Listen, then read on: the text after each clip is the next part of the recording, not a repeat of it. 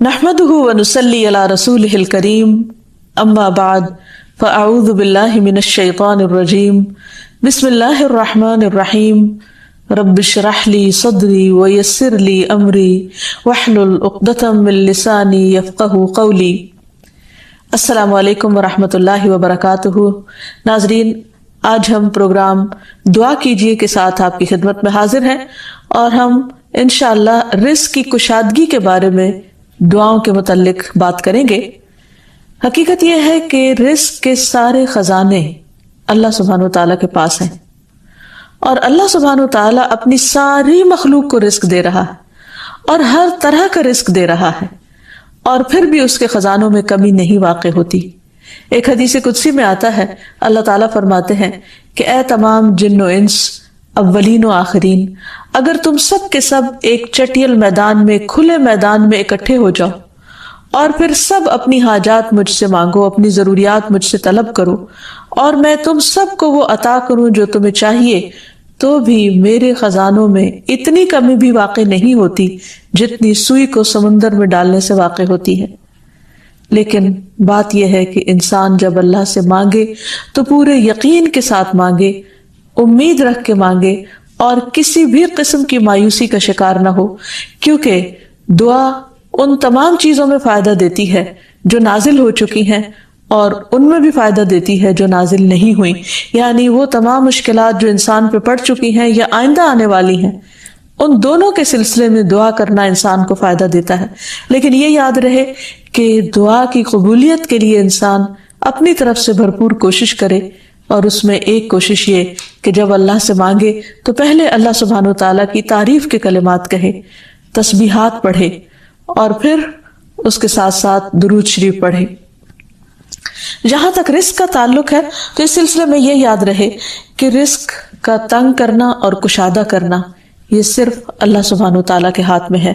वो जिसको चाहता है ज्यादा देता है, जिसको चाहता है कम देता है। कुरान मजीद में अल्लाह ताला फरमाते हैं, वल्लाहु यर्ज़ुक़ु मन यशाउ बिगैरि हिसाब, अल्लाह जिसको चाहता है बेहिसाब रिस्क अता करता है। और फिर अगर वो किसी को ज्यादा नहीं देता, उस पर रिस्क तंग कर देता है, तो भी इसमें उसकी अपनी हिकमत और मसलहत कार फरमा होती है। बाज लोगों को रिस्क की ज्यादती नुकसान देती है और बाज लोगों को रिस्क की कमी फितने और मुश्किल में डाल देती है कि उनके ईमान जाने का खतरा होता है। इसी तरह बाज को रिस्क की कुशादगी अल्लाह की याद से गाफिल कर देती है। यानी इंसान मुख्तलिफ मिजाज के होते हैं, तो अल्लाह ताला चूंकि बंदों पर मेहरबान है, वो जानता है कि किस बंदे के साथ उसे कैसा मामला करना है, किसे ज्यादा देना है और किसे कम देना है। इसलिए हमारे मामले में अल्लाह ताला का जो भी फैसला हो उसे बखुशी कबूल कर लेना चाहिए और उसके साथ साथ उससे अच्छी उम्मीद रखनी चाहिए। रिस्क के सिलसिले में ये बात भी याद रहे कि अगर कभी रिस्क में तंगी हो रही हो तो हो सकता है कि इस तंगी पर सब्र करने की वजह से इंसान के इतने दर्जात बुलंद हो जाएं कि बहुत बड़ी बड़ी नेकियां भी उसके मुकाबले में हेच हों। फिर इसी तरह बाज़-औक़ात इंसान के लिए नाशुक्री रिस्क की तंगी का जरिया बन जाती है, तो उससे भी इंसान को परहेज करना चाहिए। खा इंसान के पास थोड़ा ही हो तो भी उस पर अल्लाह ताला का शुक्र अदा करना चाहिए, क्योंकि अल्लाह ताला का वादा है, लइन शकरतुम लअज़ीदन्नकुम, अगर तुम शुक्र अदा करोगे तो मैं तुम्हें और ज्यादा अता करूंगा। क्योंकि हर इंसान जिसके पास जितना भी है वो अमूमन कमी का रोना रोता रहता है। इसीलिए हमें ये सिखाया गया है कि रिस्क के मामले में हम यानी दुनियावी मामलात में अपने से नीचे वालों को देखें कि उनके पास क्या है। तो इंसान के पास जो कुछ भी हो, इंसान उस पर राजी हो सकता है, मुतमईन हो सकता है, खुश हो सकता है और अल्लाह ताला का शुक्रगुजार हो सकता है। और ये हमेशा याद रखे कि असल में अर्रज़्ज़ाक़ तो अल्लाह ताला ही है। इसलिए जब भी रिस्क के मामले में किसी भी किस्म की कोई मुश्किल हो, ऊंच नीच हो, तो फौरन अल्लाह ताला की तरफ इंसान रुजू करे और अल्लाह ताला से खूब खूब दुआएं करे, क्योंकि वो दुआओं का सुनने वाला है, करीबुन मुजीब है, बहुत करीब है और हर बात का जवाब देता है। ऐसा नहीं कि वो इंसान की दुआ को नजरअंदाज कर देता है। और ये तो उसका खुद हुक्म है, वक़ाल रब्बुकुम उदऊनी अस्तजिब लकुम, तुम्हारा रब कहता है कि तुम मुझसे मांगो तो मैं तुम्हारी दुआ कबूल करूंगा। तो हमेशा हमें ये याद रखना चाहिए کہ رزق کی کنجیاں اللہ تعالیٰ کے پاس ہیں. فرمایا لہو مقالید السماوات والارض یبسط الرزق لمن یشاء ویقدر انہ بکل شیء علیم. آسمانوں اور زمین کی چابیاں اسی کے پاس ہیں، وہ جس کے لیے چاہتا ہے رزق کشادہ کر دیتا ہے اور جس کو چاہتا ہے تنگ کر دیتا ہے. بلا شبہ وہ سب کچھ جاننے والا ہے. اور پھر تمام مخلوقات کے رزق کی ذمہ داری اسی پر ہے. فرمایا وما من دابۃ الا علی اللہ رزقها، اور کوئی جاندار ایسا نہیں کہ جس کے رزق کا ذمہ اللہ کے اوپر نہ ہو. کوئی ایک چھوٹی سے چھوٹی چونٹی اور اس سے بھی چھوٹی مخلوق، ان سب کو وہی کھلاتا اور پلاتا ہے، وہی زندگی دیتا ہے اور زندگی کے اسباب مہیا کرتا ہے. لیکن اکثر لوگ اللہ تعالیٰ کے اس اختیار سے لا علم ہیں. اسی لیے اللہ تعالیٰ فرماتے ہیں قل ان ربی یبسط الرزق لمن یشاء ویقدر ولکن اکثر الناس لا یعلمون. کہہ دیجئے بے شک میرا رب رزق فراخ کرتا ہے جس کے لیے چاہتا ہے اور تنگ کر دیتا ہے، لیکن اکثر لوگ علم نہیں رکھتے. یعنی بہت سے لوگ اس حقیقت کو بھول جاتے ہیں، اور جب ان کے پاس زیادہ آتا ہے تو وہ سمجھتے ہیں کہ یہ ان کی محنت کا نتیجہ ہے، یہ ان کی کوششیں اور ان کے سمجھداری ہے جس کی وجہ سے ان کو زیادہ ملا ہے. اور اگر کسی کے پاس کم ہوتا ہے تو عموماً لوگ سمجھتے ہیں کہ یہ اس کی اپنی حماقت اور بے وقوفی کی وجہ سے یا ناسمجھی کی وجہ سے اس کو نہیں مل رہا. حالانکہ بعض اوقات اللہ سبحانہ وتعالیٰ انتہائی ناسمجھ لوگوں کو بھی بہت کچھ عطا کر دیتا ہے، اور بعض اوقات بہت زیادہ پڑھے لکھے سمجھدار عقل مند لوگ اپنے 2 وقت کے کھانے کے لیے بھی پریشان ہوتے ہیں. حقیقت یہ ہے کہ اللہ سبحانہ وتعالیٰ جسے چاہے خوب نوازے، اور دینے سے اس کے خزانوں میں کوئی کمی واقع نہیں ہوتی، اور یہ اس کی اپنی مشیت اور اس کی اپنی چاہت ہے. وہ چاہے تو اپنے نافرمانوں کو بہت کچھ دے دے. ہم دیکھتے ہیں کہ دنیا میں بہت سے لوگ اس کی ذات کا بھی انکار کرتے ہیں، اس کے آگے سجدہ بھی نہیں کرتے، اس کی راہ میں کچھ صدقہ خیرات بھی نہیں کرتے، لیکن اس کے باوجود ان پر رزق برستا ہی چلا جاتا ہے، کیونکہ اللہ سبحانہ وتعالیٰ ان کو ڈھیل دیتا ہے. پھر اسی طرح اللہ تعالیٰ نے ہر ایک کا چونکہ رزق مقرر کر رکھا ہے، تو جن کے حصے میں زیادہ دیا یا زیادہ رکھا ہے، وہ ایسا نہیں کہ ضروری طور پر ان کی کسی نیکی کی وجہ سے ہی ہو، وہ اللہ تعالیٰ کی تقسیم کی بنا پر ہے. اللہ تعالیٰ کا اپنا فیصلہ ہے جو اس کے حکمت پر مبنی ہے، جسے انسان نہیں جانتے، کیونکہ اللہ تعالیٰ نے ہر انسان کا رزق مقرر کر رکھا ہے، اور جو انسان کے مقدر میں ہوتا ہے وہ اس کو مل کر رہتا ہے. اسی لیے جابر بن عبداللہ کہتے ہیں کہ اللہ کے رسول صلی اللہ علیہ وسلم نے فرمایا اگر ابن آدم اپنے رزق سے اسی طرح بھاگے جس طرح موت سے بھاگتا ہے تو بھی رزق اسے اسی طرح پالے گا جس طرح اسے موت پا لیتی ہے، یعنی اس کا رزق اس تک پہنچ کر رہے گا.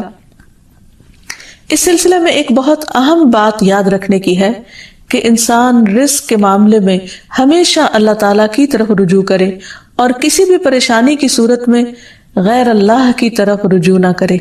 یعنی اپنے دکھ، تکلیف، پریشانی، اس کا داستان، اس کے بپتا صرف اللہ تعالیٰ کو سنائے، اسی سے دعائیں مانگے، اور یہ مت سمجھے کہ اللہ تعالیٰ نہیں سنتا تو وہ کسی اور کے در پر جا کر اپنی مشکل بیان کر کے اسے مشکل کشا سمجھتے ہوئے اس سے اپنی حاجات پوری کروا سکتا ہے.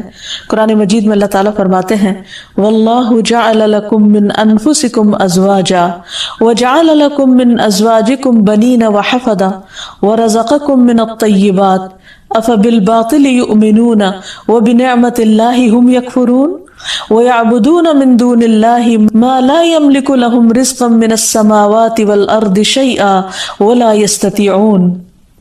اور اللہ نے تمہارے لیے خود تم ہی سے بیویاں بنائی، اور تمہارے لیے تمہاری بیویوں سے بیٹے اور پوتے بنائے، اور تمہیں پاکیزہ چیزوں سے رزق دیا، تو کیا وہ باطل کو مانتے ہیں اور اللہ کی نعمت کا انکار کرتے ہیں؟ اور وہ اللہ کے سوا ان کی عبادت کرتے ہیں جو نہ انہیں آسمانوں اور زمین سے کچھ بھی رزق دینے کے مالک ہیں اور نہ وہ طاقت رکھتے ہیں. تو اس آیت سے واضح طور پر پتہ چلتا ہے کہ اللہ کے رزق کے خزانے صرف ان کا مالک اللہ ہی ہے، اس کے علاوہ کوئی نہیں. اگر اللہ تعالیٰ کسی کو رزق نہ دے تو کوئی اور کچھ بھی نہیں دے سکتا، کیونکہ اللہ تعالیٰ نے ملکیت کے یہ سارے اختیارات اپنے پاس رکھے ہوئے ہیں، کسی اور کو نہیں دیے. جیسا کہ ایک اور آیت میں آتا ہے کہ انسان کو اللہ ہی کے ہاں رزق تلاش کرنا چاہیے. فرمایا انما تعبدون من دون اللہ اوثانا وتخلقون افکا ان الذین تعبدون من دون اللہ لا یملکون لکم رزقا فابتغوا عند اللہ الرزق واعبدوہ واشکروا لہ الیہ ترجعون. تم اللہ کے سوا چند بتوں ہی کی تو عبادت کرتے ہو اور تم سراسر جھوٹ گھڑتے ہو. بلا شبہ اللہ کے سوا جن کی تم عبادت کرتے ہو تمہارے لیے کسی رزق کے مالک نہیں. سو تم اللہ کے ہاں ہی رزق تلاش کرو اور اسی کی عبادت کرو اور اس کا شکر کرو. اسی کی طرف تم لوٹائے جاؤ گے، یعنی اسی نے تمہیں پیدا کیا، وہی تمہیں رزق دیتا ہے، اسی کی طرف تمہاری واپسی ہے. اس لیے تم نہ اللہ کے سوا کسی اور کی عبادت کرو اور نہ ہی اس کے آگے ہاتھ پھیلاؤ اور نہ اس سے توقع رکھو کہ وہ تمہیں کچھ دے گا، بلکہ اس کے مقابلے میں پورے یقین کے ساتھ اللہ تعالیٰ سے ہی مانگتے رہو. کیونکہ نبی صلی اللہ علیہ وسلم نے فرمایا کوئی شخص اس طرح دعا نہ کرے کہ اے اللہ اگر تو چاہے تو مجھے روزی دے، بلکہ پختگی کے ساتھ سوال کرے، پورے عزم کے ساتھ سوال کرے، کیونکہ اللہ جو چاہتا ہے کرتا ہے اور اس پر کوئی جبر کرنے والا نہیں ہے. اور جب بندہ اللہ سے رزق مانگتا ہے تو اللہ تعالیٰ اس کو عطا کرتا ہے. نبی صلی اللہ علیہ وسلم نے فرمایا جب تم اللہم ارزقنی کہو گے تو اللہ تعالیٰ فرمائے گا میں نے رزق دینے کا فیصلہ کر لیا. یعنی جب تم کہو گے کہ اللہ مجھے رزق دے تو اللہ تعالیٰ تمہیں جواب دے گا کہ ہاں میں تمہیں رزق دوں گا. اس لیے اس حوالے سے مکمل طور پر اللہ سبحانہ وتعالیٰ پر بھروسہ کرنا چاہیے، اللہ تعالیٰ کا تقوی کرنا چاہیے، یعنی اللہ تعالیٰ سے ڈرتے رہنا چاہیے اور رزق کی تلاش میں حرام راستے اختیار نہیں کرنے چاہیے، کیونکہ اللہ سبحانہ وتعالیٰ کا وعدہ ہے وَمَن يَتَّقِ اللَّهَ يَجْعَل لَّهُ مَخْرَجًا وَيَرْزُقْهُ مِنْ حَيْثُ لَا يَحْتَسِبُ. جو اللہ کا تقوی اختیار کرے گا اللہ تعالیٰ اس کے لیے مشکل سے نکلنے کی کوئی راہ ضرور بنا دے گا اور اس کو وہاں سے رزق عطا کرے گا جہاں سے وہ سوچتا بھی نہیں ہوگا، یعنی اس کا وہم و گمان بھی نہیں ہوگا، اس کا خیال بھی نہیں ہوگا. اللہ تعالیٰ غیب سے ایسے اسباب پیدا کر دے گا جن کے بارے میں انسان نے کبھی سوچا نہ ہوگا. لیکن شرط یہ ہے کہ جب انسان کے اوپر آزمائش کا وقت ہو تو اس وقت وہ اللہ تعالیٰ سے حلال ہی کو طلب کرتا رہے اور پریشان ہو کر حرام راستے اختیار نہ کرے. اللہ تعالیٰ کا وعدہ ہے کہ اگر کوئی اللہ سے ڈرتا ہے، اللہ کی اطاعت کرتا ہے، اللہ کی نافرمانی سے بچتا ہے تو پھر ایسی صورت میں اللہ تعالیٰ اس پر آزمائش کے ختم ہونے کے بعد آسمان و زمین سے برکتوں کے دروازے کھول دے گا. فرمایا وَلَوْ أَنَّ أَهْلَ الْقُرَىٰ آمَنُوا وَاتَّقَوْا لَفَتَحْنَا عَلَيْهِمْ بَرَكَاتٍ مِّنَ السَّمَاءِ وَالْأَرْضِ. اور اگر یہ بستیوں والے ایمان لے آتے اور اللہ کا تقوی اختیار کرتے تو ہم ان پر آسمان اور زمین کی برکتوں کے دروازے کھول دیتے. یعنی اللہ تعالیٰ ان دروازوں کو بند کر کے آزماتا ضرور ہے، لیکن وہ دیکھتا یہ ہے کہ بندہ کرتا کیا ہے، اور جب بندہ اللہ کی اطاعت ہی کا عزم دل میں رکھتا ہے تو اللہ تعالیٰ اپنی رحمت عام کر دیتا ہے. پھر یہ کہ انسان کو اللہ کی تقسیم پر راضی رہنا چاہیے. اگر اپنے سے زیادہ کسی کو ملا ہے تو اس پر حسد نہیں کرنا چاہیے، اور اگر اپنے سے کم کسی کے پاس ہے تو اس کے اوپر اس کو حقیر نہیں سمجھنا چاہیے، بلکہ انسان کی قدر کرنی چاہیے اور ہمیشہ یہ سوچنا چاہیے کہ اس کو مجھ سے زیادہ دینے والے کو بھی دینے والا رب ہے، مجھے بھی میرے رب نے ہی دیا ہے، اور جس کے پاس کم ہے اس کا بھی مالک وہی ہے. اور یہ بھی انسان یاد رکھے کہ انسان جب حرام سے بچتا ہے، غلط راستوں سے بچتا ہے، اللہ تعالیٰ کی فرما برداری کرتا رہتا ہے، اس کا شکر ادا کرتا رہتا ہے، تو اللہ تعالیٰ اس کو حلال طریقوں سے بھی رزق عطا کرتا ہے. حدیث میں آتا ہے کہ رزق کی تلاش میں میانہ روی اختیار کرو، یعنی بہت ڈیسپریٹ نہ ہو جاؤ، اللہ تعالیٰ ضرور دروازہ کھولے گا. کہیں ایسا نہ ہو کہ رزق کا مؤخر ہونا یعنی ڈیلے ہونا تمہیں اس بات پر اکسا دے کہ تم اللہ تعالیٰ کی نافرمانیاں کرنے لگو، یعنی نافرمانی کے ذریعے اس کا رزق تلاش کرو. یاد رکھو جو کچھ اللہ تعالیٰ کے پاس ہے وہ اس کی اطاعت سے ہی حاصل کیا جا سکتا ہے. اور اس سلسلے میں خصوصی طور پر استغفار بہت کارآمد ہے کہ انسان اپنے گناہوں کی معافی مانگتے ہوئے اللہ تعالیٰ سے رزق کے لیے دعا کرے. پھر اسی طرح رشتہ داروں کے ساتھ اچھا سلوک کرے، کیونکہ نبی صلی اللہ علیہ وسلم نے خاص طور پر یہ بات فرمائی ہے کہ جو شخص یہ چاہتا ہے کہ اس کی عمر دراز ہو اور اس کے رزق میں وسعت ہو تو اسے چاہیے کہ وہ صلہ رحمی کرے، یعنی اپنے رشتہ داروں کے ساتھ اچھا سلوک کرے. یعنی جس نیکی کا اجر انسان کو دنیا میں بہت جلد مل جاتا ہے ان میں سے بہت اہم نیکی صلہ رحمی ہے، والدین کے ساتھ حسن سلوک ہے. ایک حدیث میں آتا ہے کہ کچھ گھرانوں کے لوگ جو فاسق و فاجر بھی ہوتے ہیں لیکن جب وہ صلہ رحمی کرتے ہیں تو اس کی بنا پر ان کے مال بڑھ جاتے ہیں. یعنی رشتہ داروں کے ساتھ اچھے سلوک کی وجہ سے ان کے مال میں اور اضافہ ہو جاتا ہے اور ان کے افراد کی کثرت ہو جاتی ہے۔ پھر انسان ہمیشہ یہ یاد رکھے کہ مال دینے سے بڑھتا ہے، صدقہ خیرات مال میں اضافے کا ذریعہ بنتا ہے۔ پھر اسی طرح خرید و فروخت میں سچ بولنا مال میں برکت پیدا کر دیتا ہے اور جھوٹ مال کی برکت کو اٹھا دیتا ہے۔ اور پھر خاص طور پر انسان رزق کے لیے دعائیں کرتا رہے، کیونکہ سارے خزانے تو اللہ کے پاس ہیں، وہ جب جس کو جتنا چاہے عطا کر سکتا ہے۔ اس کے لیے نبی صلی اللہ علیہ وسلم کی سکھائی ہوئی مسنون دعائیں بہت ہی بہترین ہیں۔ نبی صلی اللہ علیہ وسلم ہر روز صبح فجر کی نماز کے بعد یہ دعا پڑھتے تھے، اللہم انی اسألک علما نافعا ورزقا طیبا وعملا متقبلا۔ اے اللہ، میں تجھ سے علم نافع، طیب رزق یعنی پاکیزہ رزق اور مقبول عمل کا سوال کرتا ہوں، یعنی ایسے عمل کی توفیق دے جو تیرے ہاں قبول ہو جائے، تجھے پسند آ جائے۔ اور اس کے ساتھ ساتھ انسان کو حرام سے بچنے کی دعا کرنی چاہیے۔ اس کے بعد خشوع کے موضوع پر بھی کئی دفعہ بات کرنے کا موقع ملا، لیکن مجھے لگتا ہے یہ ایسا ٹاپک ہے کہ جس پر جتنی دفعہ بھی بات کی جائے اتنی ہی کم ہے۔ تو آج چند باتیں آپ کے ساتھ شیئر کروں گی تاکہ میری نماز بھی درست ہو جائے اور آپ کی بھی ہو جائے، اور اللہ سبحانہ وتعالیٰ اس کے اندر واقعی ایک ایسی کیفیت پیدا کر دے کہ جب نماز پڑھ کے اٹھے تو لگے کہ واقعی اللہ سے ملاقات کر کے آئے ہیں۔ تو سوال یہ پیدا ہوتا ہے کہ ہم اپنے رب عظیم کے سامنے کس طرح کھڑے ہوں نماز میں۔ تو رب کے سامنے کھڑے ہونے میں بندے کی دو حالتیں ہوتی ہیں، یعنی دو چیزوں کو انسان دیکھتا ہے۔ ایک اللہ سبحانہ وتعالیٰ کے رب ہونے کی عظمت، اور دوسرے اپنے بندہ ہونے کی ذلت، یعنی اللہ عظیم ہے، بڑا ہے، بلند ہے، اور میں ایک حقیر بندہ ہوں، میں اس کے آگے جھک رہا ہوں، میں اس کے آگے کھڑا ہوں، اور وہ رب السماوات والارض ہے اور رب العرش العظیم ہے، اور میں عبد فقیر ہوں، محتاج ہوں، کمزور ہوں، فانی ہوں۔ تو جب انسان اللہ کی عظمت اور بڑائی کو ذہن میں رکھتا ہے اور اپنی کمزوری کو ذہن میں رکھتا ہے تو آغاز بہت اچھا ہوتا ہے۔ جب کبھی میں کائنات کے بارے میں پڑھتی ہوں، اس کی وسعت کے بارے میں، اس کی ہیبت کے بارے میں، کہ کس قدر ستارے اور سیارے اور کیا کیا چیزیں اللہ نے تخلیق کی ہیں اور کیا کچھ بنایا ہے۔ ایکچولی میں اپنے انسٹاگرام پر فالو کرتی ہوں ناسا کی سائٹ کہہ لیں جو بھی، اور اسی طرح نیشنل جیوگرافک، لیکن نیشنل جیوگرافک اتنا فائدہ مند نہیں ہے۔ ناسا جو تصویریں ریلیز کرتا ہے مختلف پلانٹس کی اور مختلف اللہ سبحانہ تعالیٰ کی جو تخلیق ہے آسمانوں میں، اور نیشنل جیوگرافک بیسیکلی زمین میں جو کچھ مختلف مقامات ہیں ان کے بارے میں مختلف تصاویر وغیرہ شیئر کرتا ہے۔ اور میں ایسی نیوز کو فالو بھی کرتی ہوں جو نئی نئی تحقیقات اور نئی ریسرچز اور نئی ڈسکوریز سامنے آتی ہیں۔ چونکہ یہ میڈیا جو ہے یہ مختصر ہوتا ہے، تھوڑی سی دیر میں انسان کچھ نہ کچھ جان لیتا ہے۔ تو آپ یقین کریں کہ جس دن میں نے کوئی ایسی چیز پڑھی ہوتی ہے اس دن میرے دل کی کیفیت ہی کچھ اور ہوتی ہے، اور جب نماز میں وہ خیال مجھے آ جاتا ہے، کیونکہ ہم جو کچھ پڑھتے کرتے ہیں وہی چیزیں نماز میں آتی ہیں نا، تو جب وہ نماز میں خیال آ جاتا ہے مجھے، تو واقعی میرے اندر ایک اور ہی طرح کی نماز کے اندر کیفیت آتی ہے، اور پھر آنسو بھی گرنے لگتے ہیں۔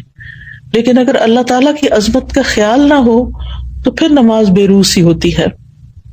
پھر ساتھ ہی سمندروں کے اندر کی مخلوقات اور عجیب و غریب مخلوقات اور پرندوں کے رنگ اور پھولوں کے، اور زمین کو بھی پوری طرح انسانوں نے ڈسکور نہیں کیا، مختلف مقامات کا آپ دیکھیں۔ باقی تو چھوڑیں، اگر آپ نے اپنے انڈور کوئی پلانٹس وغیرہ رکھے ہوں گے، جیسے میں نے اپنے اندر ہی کمرے میں رکھے، کیونکہ یہاں باہر تو اتنی سخت سردی ہے کہ نکلنے کا موقع کم ہی ملتا ہے، اور سردیوں میں درخت بھی ٹونڈ منڈ ہو جاتے ہیں، تو میں دیکھتی ہوں کہ کس طرح ایک پتا نکلتا ہے اور کس طریقے سے وہ گرو کرتا ہے، اور تھوڑی سی مٹی یا پاٹ میں کیا چیز ہے اس کے اندر جو مدد دے رہی ہے اس کو گرو کرنے میں۔ تو اللہ سبحانہ تعالیٰ کی قدرت یاد آتی ہے نا، یعنی کائنات ایسی چیز ہے جس میں غور و فکر کرنے سے اور اللہ تعالیٰ کی مخلوقات میں غور و فکر کرنے سے اللہ سبحانہ تعالیٰ کی عظمت کا احساس دل میں بہت بڑھتا ہے۔ یہ کونی آیات ہیں نا جن کے اندر ہمیں غور کرنا چاہیے اور اس بات پر ایمان رکھنا چاہیے کہ یہ اللہ سبحانہ وتعالیٰ ہی کی تخلیق ہے. اور پھر اس سے آگے یہ کہ یہ سوچنا چاہیے کہ یہ سب کچھ اللہ کی تسبیح بھی کر رہا ہے. وَإِن مِّن شَيْءٍ إِلَّا يُسَبِّحُ بِحَمْدِهِ وَلَٰكِن لَّا تَفْقَهُونَ تَسْبِيحَهُمْ. یہ ساری مخلوقات اپنے رب کو پہچانتی ہیں، اس کی وحدانیت کی گواہی دیتی ہیں، اس کی حمد کے ساتھ اس کی تسبیح بیان کرتی ہیں. اور کل قد علم صلاتہ و تسبیحہ، ہر ایک نے یقیناً اپنی نماز اور اپنی تسبیح جان لی ہے، سب کو پتا ہے. تو اگر ہم اللہ سبحانہ تعالیٰ کی اس کائنات کو ذہن میں رکھ کے اللہ اکبر کہتے ہیں یا سبحان اللہ کہتے ہیں تو وہ کیفیت ہی کچھ اور ہوتی ہے. اللہ سبحانہ تعالیٰ اپنی مخلوقات کی مشابہت سے پاک ہے اور ہماری عقل اللہ کی عظمت کا احاطہ نہیں کر سکتی اور نہ ہی اس کے علم کا. وَلَا يُحِيطُونَ بِشَيْءٍ مِّنْ عِلْمِهِ إِلَّا بِمَا شَاءَ. اور احسان کے درجے میں نماز پڑھنا ایسا ہے نا کہ جیسے آپ اللہ تعالیٰ کو دیکھ رہے ہوں. ہم دیکھ تو نہیں سکتے لیکن ایک احساس ہی ہے نا یہ، ورنہ وہ تو ہمیں دیکھ ہی رہا ہے. اور پھر اس بات کو بھی ہمیں سوچنا چاہیے کہ اللہ سبحانہ تعالیٰ اس بات سے بڑا ہے کہ مخلوقات اس کا حق ادا کرے. ہم اس کا حق ادا نہیں کر سکتے، ہماری عقل ہمارا خیال اس کا ادراک نہیں کر سکتی. لا تدرکہ الابصار وہو یدرک الابصار. آنکھیں نگاہیں اس کو نہیں پا سکتی، ہمارے دل کی نگاہیں بھی نہیں پا سکتی، اور وہ ہمیں دیکھ سکتا ہے ہر حال میں کہ ہم کیسے کھڑے ہیں. تو بہرحال ہم ہیں تو اس بات سے قاصر کہ ہم اللہ کی بڑائی کا صحیح معنوں میں حق ادا کریں اور احساس کریں. لیکن یہ ہے کہ بہرحال کوشش ہی ہے، اور اللہ سبحانہ وتعالیٰ ہر شرک سے پاک ہے، ہر شریک سے پاک ہے اور سب سے بڑا ہے. تو جب نماز شروع کریں اور اللہ اکبر کہیں تو بس ساری مخلوق نیچے اور اللہ سب سے بڑا، سب چھوٹے اور اللہ ہی بڑا. پھر اس کے بعد سبحانک اللہم و بحمدک و تبارک اسمک و تعالی جدک و لا الہ غیرک. پاک ہے تو اے اللہ اپنی حمد کے ساتھ، تیرا نام بڑی برکت والا ہے، تیری شان بہت بلند ہے، تیرے سوا کوئی معبود نہیں ہے. پھر جب سورۃ الفاتحہ پڑھیں تو پھر اللہ سبحانہ تعالیٰ کی صفات پر غور کریں. بسم اللہ الرحمن الرحیم سے لے کر وللضالین آمین تک. جب ہم کہیں کہ الحمد للہ رب العالمین تو پھر عالمین کا ذہن میں خیال جائے کہ ان سارے جہانوں اور ساری مخلوقات کو پیدا کرنے والا اللہ ہے، پالنے والا اللہ ہے، ان کی تدبیر کرنے والا اللہ ہے. پھر الرحمن الرحیم پڑھیں تو اللہ تعالیٰ کے فضل اور رحمت کو سوچیں. مالک یوم الدین کہیں تو قیامت کے دن کو یاد کریں، اور پھر وہاں جو اللہ سبحانہ تعالیٰ کا جلال ہوگا اور عظمت ہوگی اس کو محسوس کریں. پھر صراط الذین انعمت علیہم غیر المغضوب علیہم ولا الضالین، یہ جب پڑھیں تو انعام یافتہ لوگوں اور جو مغضوب علیہم ہیں، فاسق ہیں، گمراہ ہیں، ان لوگوں کے درجات کو دیکھیں کہ منافقین فی الدرک الاسفل من النار ہوں گے، اور انعمت علیہم جو ہیں وہ قیامت کے دن جنتوں میں الفردوس الاعلی میں ہوں گے. ایک کہاں اور دوسرا کہاں، اتنا درجوں میں فرق ہو جائے گا اگر ہم انعام یافتہ لوگوں کے راستے پہ چلیں گے اور نفاق سے بچیں گے، کفر سے بچیں گے، شرک سے بچیں گے. تو یہ مرتبے جاننا بھی بڑا ضروری ہے کہ کس طرح کچھ لوگ جہنم کے نچلے گڑھوں میں ہوں گے اور کچھ اتنے عظیم جگہوں پر ہوں گے. پھر اس کے بعد اللہ اکبر کہہ کے جب ہم رکوع میں جاتے ہیں تو پھر اللہ سبحانہ تعالیٰ کی عظمت کا احساس دل میں لائیں. سبحان ربی العظیم، سبحان ربی العظیم، سبحان ربی العظیم. کہ زمین اور آسمان میں جو کچھ ہے ان کے سب خزانے اور آسمان اور زمین کے لشکر اور مخلوقات سب اللہ العظیم ہی کی ہیں. پھر اس کے بعد سمع اللہ لمن حمدہ، اللہ تعالیٰ کی تعریف. اور پھر دوبارہ جب سجدے میں جائیں تو اللہ تعالیٰ کی صفت علو جو ہے کہ اللہ تعالیٰ بلند ہے، بہت بلند. سبحان ربی الاعلیٰ کہتے ہوئے اس کی بلندی کو ذہن میں لائیں اور اپنی پستی کو، کہ ہم نے اپنا سر اور اپنا ناک جو ہے زمین پہ رکھ دیا ہے، اور اصل بڑائی تو اللہ ہی کے لیے ہے، اصل بلندی تو اللہ ہی کے لیے ہے. ہم تو کمزور انسان ہیں. جب اس احساس کے ساتھ انسان نماز پڑھتا ہے تو پھر انسان کے اندر سے تکبر بھی نکلتا ہے، اور یہ نکلنا بڑا ضروری ہے. جب تک انسان اپنے آپ کو بڑی چیز سمجھتا رہتا ہے تو پھر انسان کے ریلیشن شپ نہ تو اللہ تعالیٰ کے ساتھ درست ہوتا ہے اور نہ بندوں کے ساتھ درست ہوتا ہے. تو بہت ضروری ہے کہ ہم اللہ کی بڑائی دل میں پیدا کریں. جس دل میں اللہ کی بڑائی پیدا ہو جاتی ہے پھر وہ دنیا کی حقیر چیزوں سے متاثر نہیں ہوتا. دنیا کی کامیابیوں سے بھی اس کے دل میں کوئی بہت بڑی حسرتیں پیدا نہیں ہوتی کہ فلاں تو اتنا آگے چلا گیا دنیا میں اور میں پیچھے رہ گیا، کیونکہ اس کو پتا ہوتا ہے کہ میرے رب نے جو کچھ بنایا ہے آخرت میں ہمارے لیے، ہم سب کے لیے، وہ کہیں بڑا ہے اس دنیا کے حطام سے. پھر یہ کہ سجدے میں اللہ کے قرب کو محسوس کریں. رسول اللہ صلی اللہ علیہ وسلم نے فرمایا سجدہ کرتے ہوئے بندہ اپنے رب کے سب سے زیادہ قریب ہوتا ہے. یعنی اتنا نیچے ہوتے ہوئے اور اتنے چھوٹے ہوتے ہوئے پھر اتنا اللہ تعالیٰ قرب عطا کرتا ہے. سبحان اللہ، یعنی کتنی محبت اللہ کی دل میں پیدا ہو جاتی ہے. اور پھر اس وقت دعائیں کرنی چاہیے. نبی صلی اللہ علیہ وسلم نے فرمایا فَأَكْثِرُ الدُّعَاء، یعنی سجدوں میں کثرت سے دعا کیا کرو. پھر اسی طرح دوسری رکعت اور پھر تشہد میں اپنے گھٹنے زمین پہ رکھ کے انسان جب بیٹھتا ہے عاجزی کے ساتھ تو بہت بڑے بادشاہ کے سامنے ہم بیٹھے ہوتے ہیں. آپ دیکھیں کہ پہلے زمانے میں استاد کے سامنے بیٹھنے کا بھی طریقہ ہوتا تھا، جیسے جبریل علیہ السلام نبی صلی اللہ علیہ وسلم کے سامنے گھٹنے رکھ کے بیٹھے زمین پر. یہ ادب کا بیٹھنا ہوتا ہے. اور دنیاوی بادشاہوں کی یہ عادت رہی ہے کہ جب انہیں مختلف تحائف دیے جاتے ہیں یا ان کی تعریف کی جاتی ہے تو ان کے سامنے اسی طرح بیٹھا جاتا ہے اور بہت عاجزی کے ساتھ. تو اللہ رب العالمین جو ہے وہ تو سب سے زیادہ اس بات کا حقدار ہے کہ ہم اس کے لیے تحائف پیش کریں اور اس سے دعائیں کریں اور اس کی تعریف کریں. تو التحیات میں آپ دیکھیں کہ التحیات للہ والصلوات والطیبات، اسی لیے تو پڑھتے ہیں. اور پھر اس کے بعد درود شریف پڑھتے ہیں، نبی صلی اللہ علیہ وسلم کے لیے دعا کرتے ہیں، پھر عباد اللہ الصالحین پہ سلام بھیجتے ہیں اور پھر اپنی آخر میں دعائیں مانگتے ہیں. وہ دعاؤں کی قبولیت کا وقت ہوتا ہے جب ہم سارے ریچول ادا کر چکے ہوتے ہیں سلام پھیرنے سے پہلے. اور پھر جب انسان سلام پھیرتا ہے تو دوبارہ دنیا میں آ رہا ہوتا ہے ایک طرح سے اللہ سے ملاقات کر کے.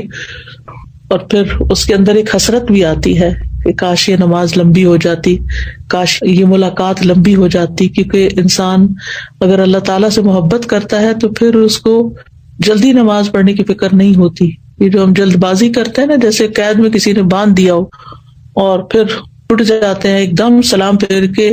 بعض لوگ تو جیسے بچے کر رہے ہوتے ہیں کہ ابھی لیفٹ سائڈ پہ وہ موڑ رہے ہوتے ہیں تو اپنے گھٹنے اٹھا لیتے ہیں اور کھڑے ہونے بھی شروع کر دیتے ہیں. تو اس وقت انسان کو پھر اللہ اکبر کہہ کے، استغفر اللہ کہہ کے، کیونکہ پتہ نہیں کیسی نماز پڑھی کیسی نہیں پڑھی.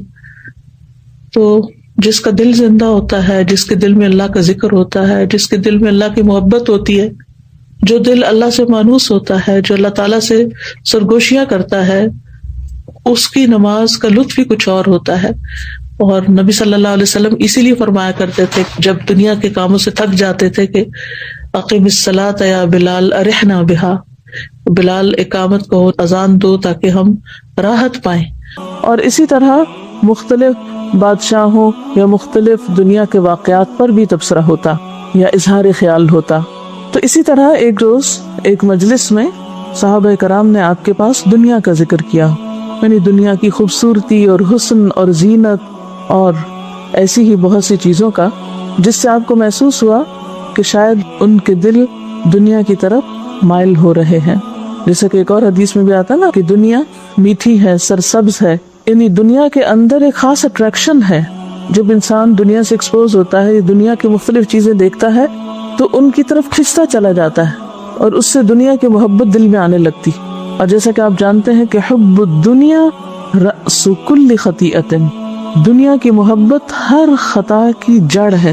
ہر غلطی اگر دیکھا جائے اس کا اصل نتیجہ معلوم کیا جائے تو وہ دنیا کی محبت ہوتی. تو آپ صلی اللہ علیہ وسلم نے صحابہ کرام کی تربیت کے لیے کیا فرمایا؟ فقال رسول اللہ صلی اللہ علیہ وسلم الا تسمعون الا تسمعون. 2 دفعہ سوالیہ انداز میں انہیں یہ کہہ کر متوجہ کیا کیا تم سنو گے نہیں، کیا تم سنتے نہیں ہو، یعنی غور سے سنو، اچھی طرح بات سنو. کیا کہ ان البذاذۃ من الایمان، سادگی ایمان کا حصہ ہے. ان البذاذۃ من الایمان، سادگی ایمان کا حصہ ہے. پھر آپ نے جہاں سوال 2 دفعہ دہرایا تھا، جواب بھی 2 دفعہ دہرایا، جیسا کہ آپ صلی اللہ علیہ وسلم کا طریقہ یہ تھا کہ آپ اہم باتوں کی تکرار کیا کرتے تھے 2 سے 3 بار.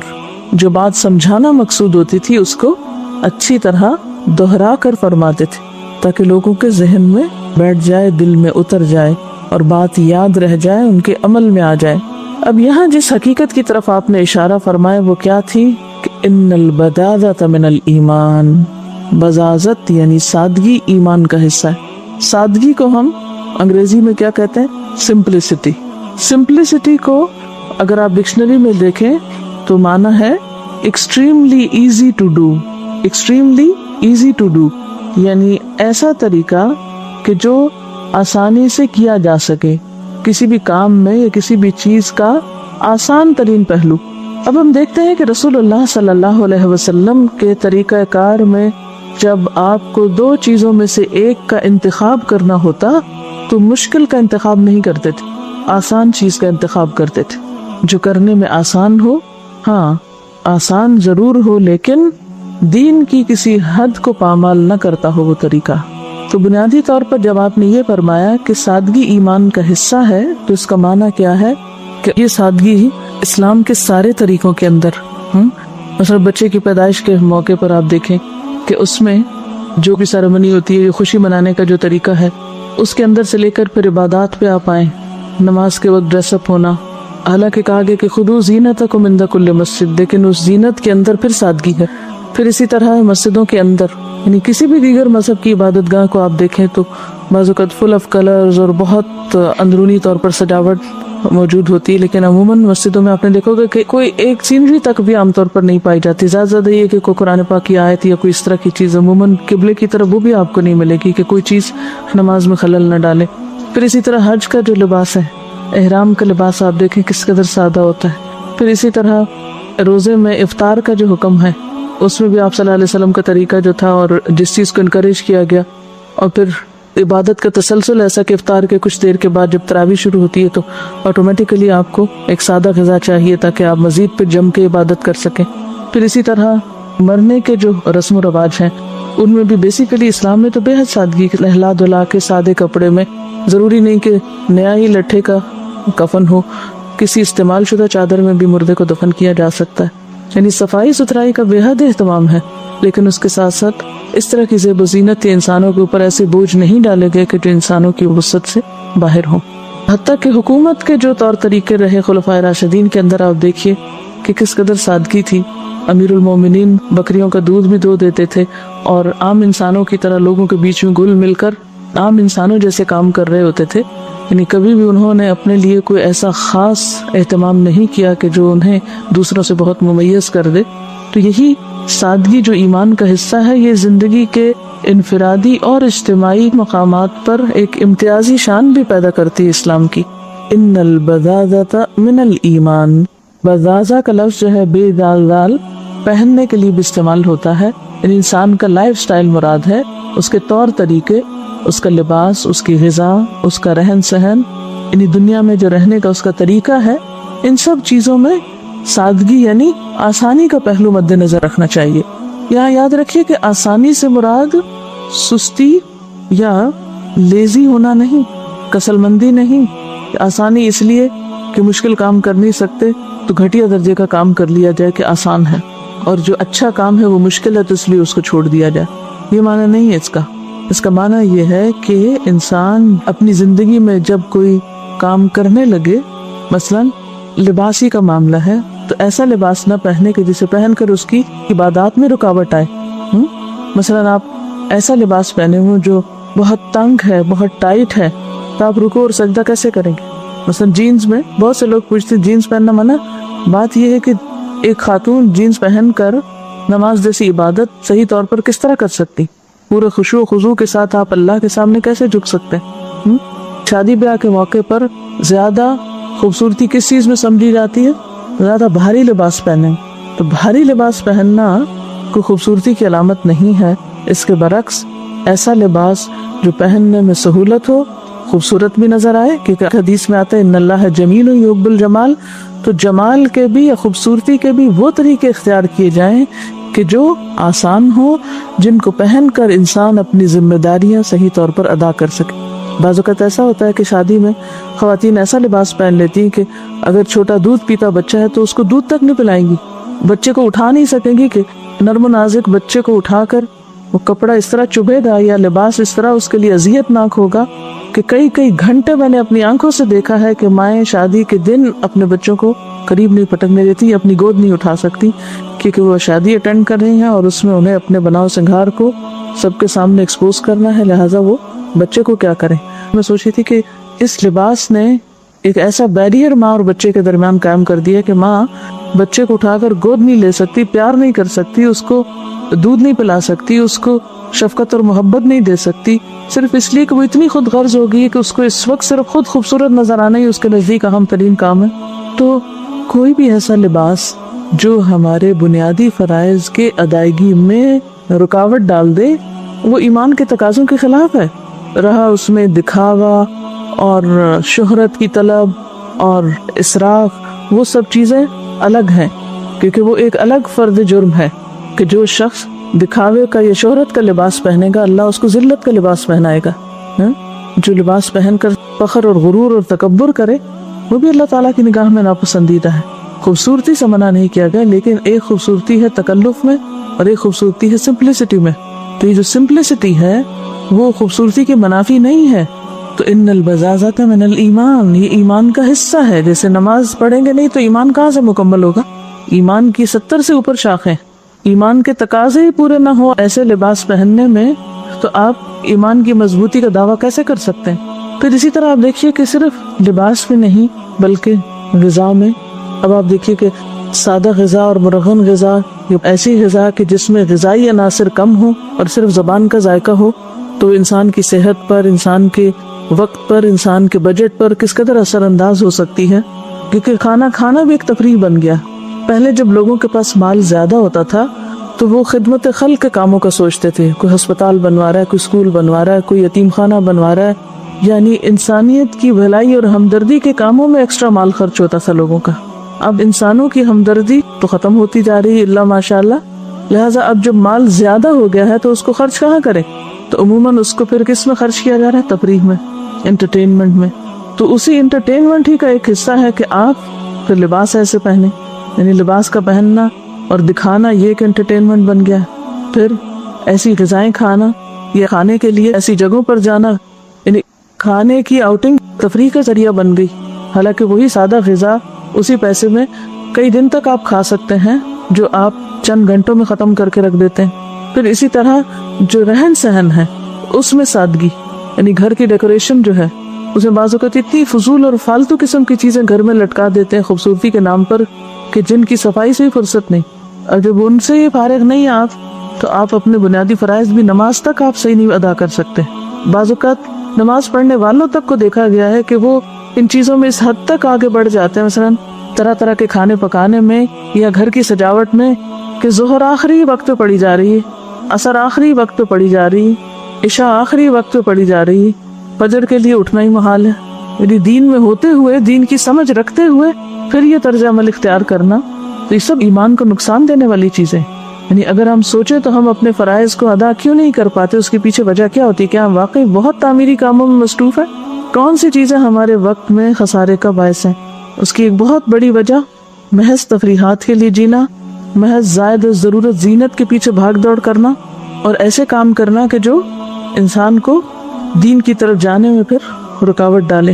آپ صلی اللہ علیہ وسلم ایسا لباس پہنتے تھے کہ جس میں سہولت کے ساتھ عبادت ہو سکتی تھی، لیکن اس کے ساتھ ساتھ انتہائی صاف ہوتا تھا. کبھی کوئی داغ دھبا اس میں نہیں دیکھا گیا تھا. آپ نے بارہا وہ حدیث پڑھی ہوگی کہ جس میں ایک شخص صرف تکبر کی وجہ سے اپنا کپڑا لٹکا کے چلتا ہے تو اللہ تعالیٰ اس کو زمین میں دھسا دیتے ہیں، اور قیامت کے دن اللہ تعالیٰ ایسے شخص کی طرف نگاہ اٹھا کے نہ دیکھیں گے، اس سے بات نہیں کریں گے جو محض تکبر کی وجہ سے اپنے کپڑے زمین پر لٹکا کے چلے. تو یہ سب کچھ ایمان کے منافی چیزیں ہیں، اس لیے کیا فرمایا کہ ان البذاذۃ من الایمان، سادگی، سادہ زندگی ایمان کا حصہ ہے، جو تصنع سے پاک ہے، جس میں آرٹیفیشیلٹی نہیں، جس میں بلا وجہ کا تکلف اور مشقت نہیں، جس میں سہولت ہے، جس میں انسان تعمیری کام کے لیے زیادہ وقت نکال سکتا ہے۔ ایک حدیث میں آتا ہے کہ ایک روز آپ صلی اللہ علیہ وسلم حضرت فاطمہ کے گھر تشریف لے گئے اور ان سے ملاقات نہ کی، دروازے سے ہی لوٹ گئے، کیونکہ آپ نے دروازے پر منقش رنگین پردہ لٹکا ہوا دیکھا۔ منقش کا کیا مطلب ہے؟ اس کے اوپر خوب کڑھائی ہوئی تھی۔ حالانکہ آپ کا معمول یہ تھا کہ جب بھی سفر سے واپس آتے تو سب سے پہلے حضرت فاطمہ سے ملاقات کرتے، لیکن آپ دروازے تک گئے اور واپس آ گئے۔ اس حدیث کے راوی عبداللہ بن عمر کہتے ہیں کہ جب حضرت علی رضی اللہ تعالیٰ عنہ گھر آئے اور فاطمہ کو غمگین اور پریشان دیکھا تو پریشانی کا سبب پوچھا۔ حضرت فاطمہ نے بتایا کہ آپ ہمارے یہاں آئے اور دروازے ہی سے لوٹ گئے، اندر نہیں آئے۔ یہ سن کر حضرت علی آپ کی خدمت میں حاضر ہوئے اور کہا کہ اے اللہ کے رسول صلی اللہ علیہ وسلم، فاطمہ کو اس بات کا بہت غم ہے کہ آپ ہمارے یہاں گئے اور فاطمہ سے نہیں ملے۔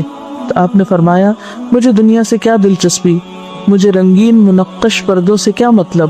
حضرت علی حضرت فاطمہ کے پاس گئے اور آپ نے جو کچھ فرمایا تھا وہ حضرت فاطمہ کو بتا دیا۔ حضرت فاطمہ نے حضرت علی سے کہا کہ جائیے اللہ کے رسول صلی اللہ علیہ وسلم سے پوچھئے کہ وہ مجھے اس پردے کے بارے میں کیا حکم دیتے ہیں۔ تو آپ نے حضرت علی سے فرمایا کہ جاؤ فاطمہ سے کہو کہ اس پردے کو فلاں کے گھر بھیج دیں، یعنی پیغمبر کا گھر یا پیغمبر کی اولاد کا گھر ایسا نہیں ہونا چاہیے، کیونکہ آپ دنیا کے لیے ایک مثال بھی تھے۔ اگر آپ اور آپ کا گھرانہ ایسی چیزیں استعمال کرتا تو باقی سب لوگ اس سے کہیں آگے بڑھ جاتے۔ آپ صلی اللہ علیہ وسلم نے فرمایا، جو شخص کسی لباس کو شہرت حاصل کرنے کی غرض سے پہنے گا، یعنی لوگوں کو میں مشہور ہونے کے لیے، اللہ تعالیٰ اسے ذلت کا لباس پہنائے گا۔ ابن عمر کی روایت ہے کہ رسول اللہ صلی اللہ علیہ وسلم نے فرمایا، جو شخص تکبر کے طور پر اپنا کپڑا لٹکا کر اور گھسیٹ کر چلے گا، اللہ تعالیٰ قیامت کے روز اس کی طرف نظر اٹھا کر بھی نہیں دیکھے گا، یعنی نظر رحمت سے نہیں دیکھے گا۔ ان سے ٹریل وغیرہ ہوتی ہے نا کہ خود انسان کہیں جا رہا ہے اور کپڑا وہ پیچھے سے لٹکتا آ رہا ہے۔ حضرت عائشہ رضی اللہ تعالیٰ عنہا سے روایت ہے کہ ہمارے ہاں ایک پردہ ہوا کرتا تھا، اس پر ایک پرندے کی تصویر بنی ہوئی تھی۔ گھر میں داخل ہونے والا کوئی شخص جو ہی داخل ہوتا تو اسے اپنے سامنے پاتا، تو آپ صلی اللہ علیہ وسلم نے مجھ سے کہا، اسے ہٹا دو۔ میں جب بھی گھر میں داخل ہوتے ہوئے اسے دیکھتا ہوں میرا دھیان دنیا کی طرف چلا جاتا ہے۔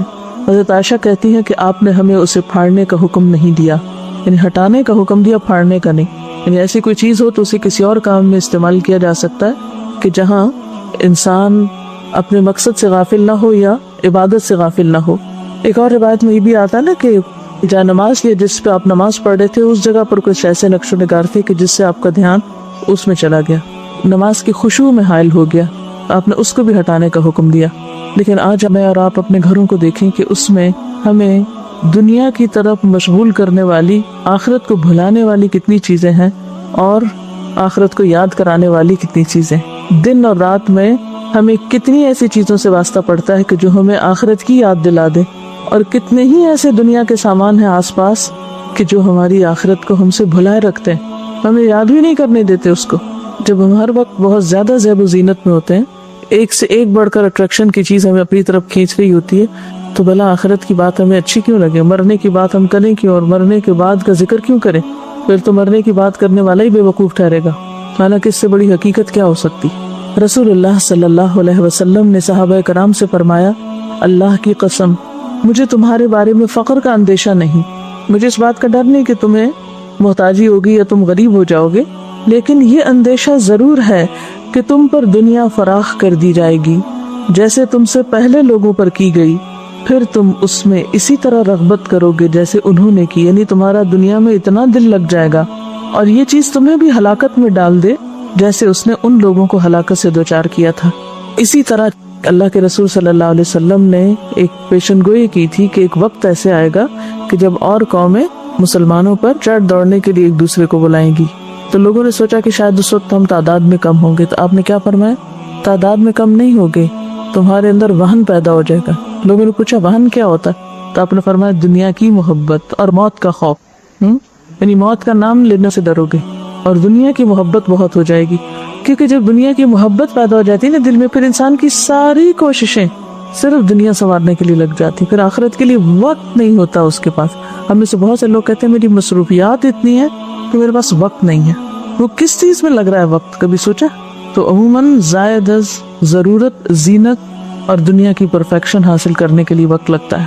تو جب امت مسلمہ جس کی بنیادی ذمہ داری کچھ اور تھی، وہ اس ذمہ داری کو چھوڑ کر سارا وقت صرف دنیا سنوارنے بنانے میں لگ جائے تو پھر ظاہر ہے کہ وہ کمزور پڑ جائے گی اور دوسروں کو موقع مل جائے گا کہ وہ اس پر جیسے چاہیں حملہ آور ہوں. حضرت عبداللہ بن مسعود سے روایت ہے کہ رسول اللہ صلی اللہ علیہ وسلم نے فرمایا، تم جائیدادیں مت بناؤ، اس کا نتیجہ یہ ہوگا کہ تمہاری دنیا میں رغبت بڑھ جائے گی. یہ خاص طور پر آپ نے صحابہ کرام کے لیے فرمایا، کیونکہ آپ کی تیار کردہ ٹیم اگر آپ کے مشن کو آگے پہنچانے اور پھیلانے کی بجائے جائیدادیں بنا کر دنیا میں مشغول ہو جاتی تو پھر آپ کا دین آگے کیسے جاتا، آپ کا مشن آگے کیسے بڑھتا. اس لیے خصوصی طور پر صحابہ کرام سے یہ قربانی طلب کی گئی. اور یہی وجہ ہے کہ ہم دیکھتے ہیں کہ بعض اوقات انہوں نے بڑے بڑے علاقے فتح کیے، لوگوں نے آ کر اپنی خوب دنیا بنائی، لیکن وہ اپنے خیمے میں ہی رہتے رہے. انہوں نے بڑے بڑے محلات کے پاس اپنا خیمہ لگا کر زندگی کے باقی دن پورے کیے. اس طرح انہوں نے رسول اللہ صلی اللہ علیہ وسلم کی نصیحتوں کو پلے باندھا، انہی کی قربانیوں سے پھر دین آگے پہنچا. یہ مولانا وحید الدین ایک واقعہ لکھتے ہیں، یہ آپ کے سامنے رکھنا چاہوں گی. لکھتے ہیں کہ ایک مرتبہ میں ایک قصبے میں گیا، وہاں ایک مسجد میں چند بار نماز پڑھی. میں نے دیکھا کہ اس مسجد کے جو امام ہیں وہ لوگوں کے درمیان نہایت محبوب ہیں، لوگوں میں بہت پاپولر ہیں، لوگ ان کا بہت احترام کرتے ہیں. وہ جو بات کہہ دے اس کو تمام لوگ فوراً مان لیتے ہیں. میں نے مختلف لوگوں سے پوچھا کہ امام صاحب کی اس مقبولیت کا سبب کیا ہے. معلوم ہوا کہ وہ اسلام کے کچھ سادہ اصولوں کی پابندی کرتے ہیں اور یہی ان کی مقبولیت اور محبوبیت کا راز ہے. امام صاحب کا معمول تھا کہ وہ اذان سنتے ہی اپنے گھر سے نکل پڑتے تھے. مؤذن کے آخری کلمات کے ساتھ وہ مسجد میں داخل ہو جاتے. یہ گویا خدا کی پکار پر فی الفور دوڑ پڑنا ہے، اور جس آدمی کا یہ حال ہو کہ وہ خدا کی پکار پر فوراً دوڑ پڑے تو لوگ بھی اس کی طرف دوڑنے پر مجبور ہو جاتے ہیں. جو خدا کی پکار پر فوراً دوڑ پڑے تو لوگ بھی پھر اس کی طرف دوڑ پڑتے ہیں. اسی طرح امام صاحب کی عادت تھی کہ وہ ہمیشہ سلام میں پہل کرتے تھے. بہت ہی کم ایسا ہوتا تھا کہ کوئی شخص سلام کرنے میں ان پہ سبقت لے جائے، ان سے آگے بڑھے. جو شخص اس طرح لوگوں کو سلام کرنے لگے وہ گویا لوگوں کے حق میں اپنے جذبہ محبت کا اظہار کرتا ہے، اور جس آدمی کے دل میں دوسروں کے لیے محبت ہو دوسرے لوگ بھی اس سے محبت کرنے پر مجبور ہو جاتے ہیں. امام صاحب کی ایک اور صفت یہ تھی کہ وہ کبھی کسی سے سوال نہیں کرتے تھے. وہ اپنی آمدنی کے بقدر نہایت سادگی اور قناعت کی زندگی گزارتے تھے. یہ طریقہ بھی اپنے اندر بے پناہ کشش رکھتا ہے. دوسروں سے سوال کرنے والا دوسروں سے چھوٹا بن جاتا ہے، اور جو شخص دوسروں سے سوال نہ کرے وہ دوسروں کو اپنے سے بڑا دکھائی دینے لگتا ہے. امام صاحب کی ایک عادت یہ تھی کہ وہ صرف بقدر ضرورت کلام کرتے تھے، یعنی بات ضرورت کی بس کرتے تھے. وہ دوسروں کی بات زیادہ سنتے، خود کم بولتے تھے. جو کچھ بولتے سوچ سمجھ کے بولتے. یہ بھی ایک نفسیاتی حقیقت ہے کہ کم بولنا آدمی کو باوزن بنا دیتا ہے. کم بولنا انسان کو باوزن بنا دیتا ہے اور زیادہ بولنا انسان کو ہلکا کر دیتا ہے. یعنی بہت باتونی ہونا کوئی اچھی صفت نہیں. یہ اصول سب کے سب نہایت سادہ اصول ہیں، بظاہر بہت معمولی ہیں، مگر جس انسان کے اندر پیدا ہو جائیں اس کو وہ غیر معمولی انسان بنا دیتے ہیں. تو اس سے ایک اور پہلو سامنے آتا ہے کہ سادگی کا تعلق صرف کھانے کپڑے سے ہی نہیں بلکہ عادات سے بھی ہے. اور سادہ عادات کیا ہے کہ انسان کے اندر کسی قسم کا تکبر، کمپلیکس نہ ہو، اپنی بڑائی کا احساس نہ ہو.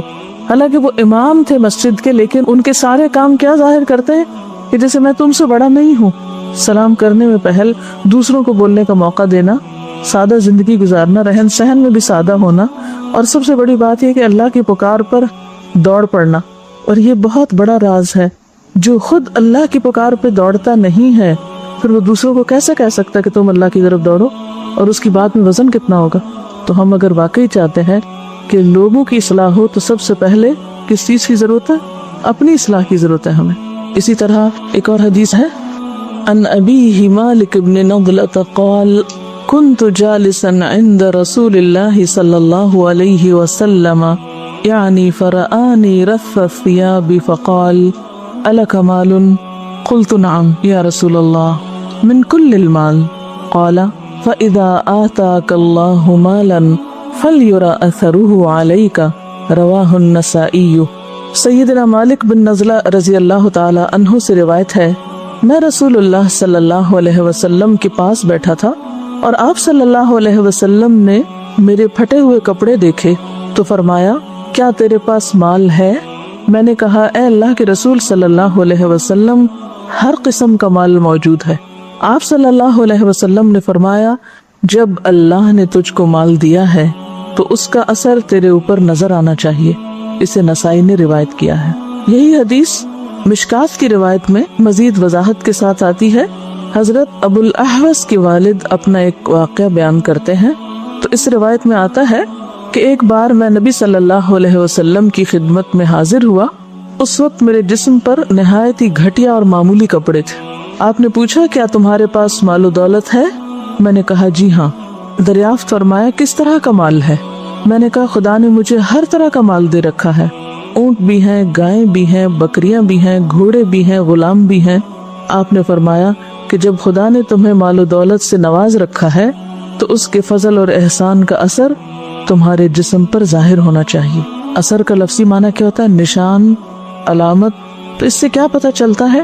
جیسا کہ قرآن پاک کی ایک آیت میں بھی آتا ہے وَأَمَّا بِنِعْمَةِ رَبِّكَ فَحَدِّثْ، جہاں تک تمہارے رب کی نعمت کا تعلق ہے فحدث، تو اس کو بیان کرو۔